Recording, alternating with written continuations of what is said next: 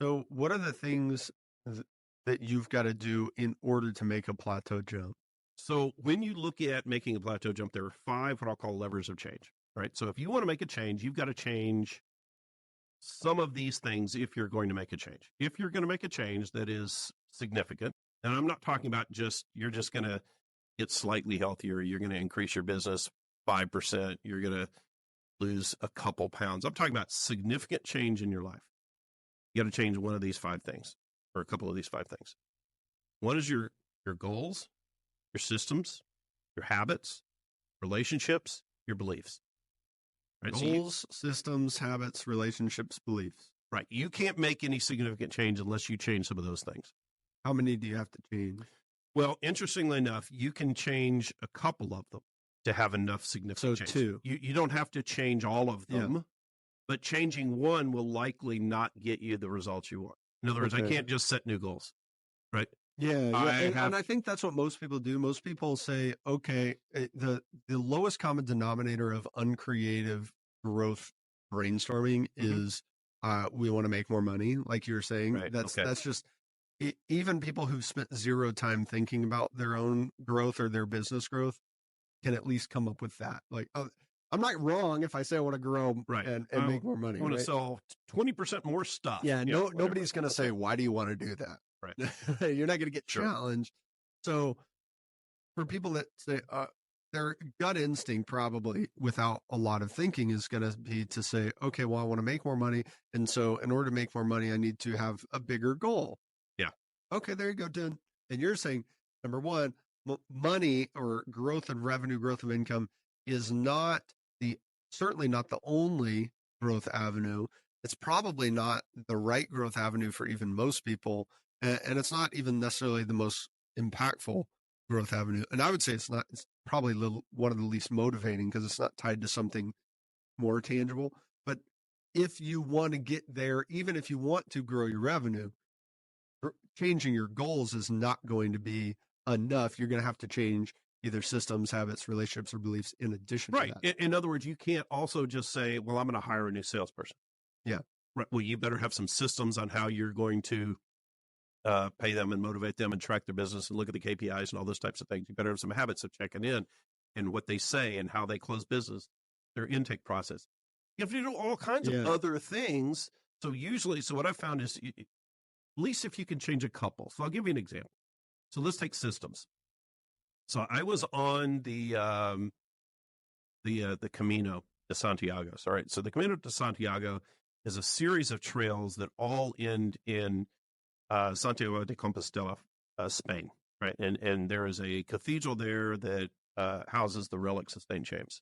So it's a pilgrimage for people who start somewhere on the path and to journey to the cathedral. And so I start in Saint-Jean-Pied-de-Port, France, right? It's on the other side of the Pyrenees from Spain. And it's going to be about a 500-mile hike for me. So it's going to take me about a month. And so I start hiking. And after I pass through Pamplona, Spain, where they do the running of the bulls and all that kind of stuff, right? I had trained for this hike. I had hiked, in my hiking boots. I'd hiked with a backpack on. I figured out how to pack my backpack and carry the weight and all this type of stuff, but it just didn't feel right. I was getting tired during the day. Nothing was comfortable. I wasn't moving as quickly as I wanted to be. And so I stop in this little village on the west side of Pamplona. And I go to the center of this little village and I dump out everything from my pack and my pockets onto the sidewalk. And I divided everything into 2 piles. There was a pile of what I called my essentials. I have to have this, right? I had to have my shoes. I had to have a pair of socks. I had my phone. And there were things that I didn't need, right? So there's a book. There was a notebook I had. There was, an extra pair of, a third pair of socks. I'm like, I don't need that. And there were just things I didn't need. So I divided them in 2 piles. I put all the things I didn't need into a box and mailed them home. Right? So I go into this post office and I just mail all these notes. Now, these are things, by the way, I thought I needed. I carried them all the way to Spain. I had researched, I had practiced with them. I thought I needed them. Yeah. Turns out I didn't. So I went the rest of the time, another, let's say, probably 400 miles, without any of that stuff. Didn't need any of it, except for this one thing. So I get to this place on the trail another weekend and set my pack aside. And I reach into my pack and I pull out a rock. And that's this rock about the size of a plum, kind of bigger than a golf ball, but not as big as and I've got this rock in my backpack. Now, why was the rock in my essentials? Why was the rock something I would carry?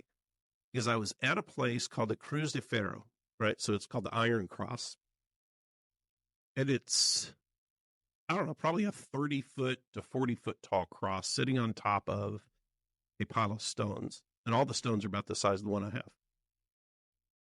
And I go up to this pile of stones and I toss this stone onto the pile.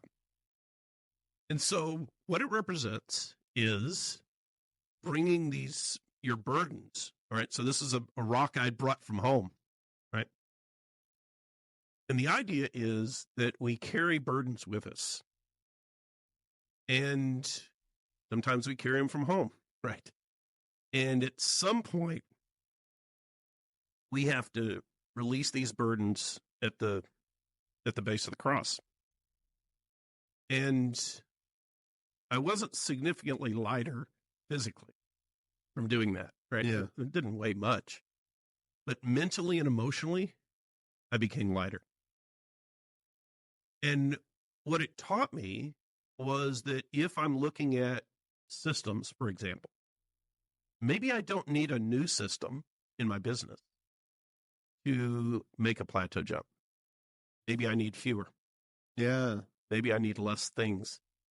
And so when I got back to my business, I threw out a lot of systems. There was things I was tracking I didn't need to track. You know, I was tracking probably a dozen things in my business. And I said, there's got to be one thing that really matters. And I'm going to start tracking that. And that's going to be my wildly important goal. And I'm going to be maniacal about tracking this one thing that drives everything else. And for us, it happened to be meetings with clients. So if I can improve meetings with clients, if I can have more meetings with clients, my business will do better. My clients will do better. Yeah. And so I started tracking this singular thing. I still track these other, some other things, but I thought, here, this is one thing I need to focus on. I refined some of my other systems on our product development and our investment strategy. And even in my office, got rid of file cabinets, got rid of a trash can. No trash can, no trash. No file cabinets, no files. Got rid of a desk and had a table. No drawers, no distractions, because all I needed to do in that room was meet with clients and have discussion. Yeah. I didn't need anything but that. And so I started looking at how do I refine how I approach things based on that. So there's an example of looking at that lever of change systems and how do you make a change.